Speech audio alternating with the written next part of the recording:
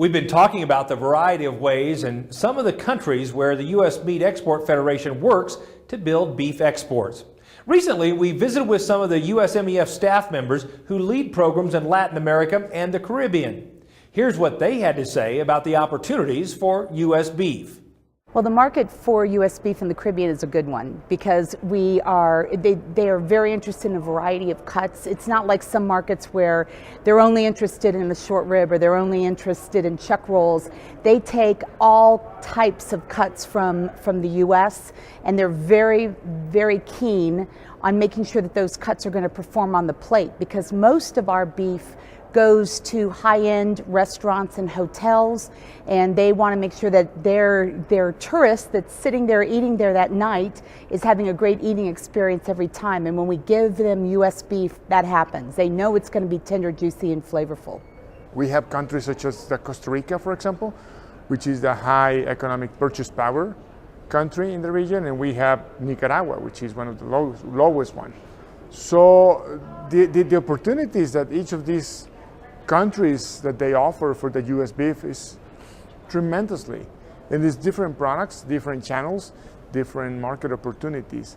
So as well in the Dominican Republic, as an example, just to give an example, we have an increase in 69% growth 2014 compared to 2013.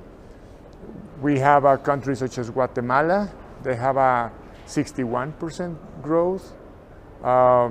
Panama. So each of these countries, they grow, but in a different way because they grow with different products, different needs. Well, the biggest challenge right now, I would say, is price. The U.S. cattle herd is the lowest levels it's been since 1951. There's a rebuilding of the herd process underway. It's kind of in a nascent stage at this point. Prices are historically high. And most analysts, including the one at USMEF, has told us that we should probably expect even higher prices this year and perhaps even into 2016. And Mexico, although it's a wealthy country, there is limitations to what they can afford, particularly the average middle-class Mexican consumer. So price is a big issue, and it's a difficult one to overcome sometime. But in spite of that headwind, last year, 2014, we're up 14%. Mexicans love beef. They have a lot of trust in the U.S. Production and safety systems and the quality of the U.S. beef. Many of them have eaten U.S. beef for years and travel to the States and enjoy the product here as well. So there's a great affinity and appreciation for the product.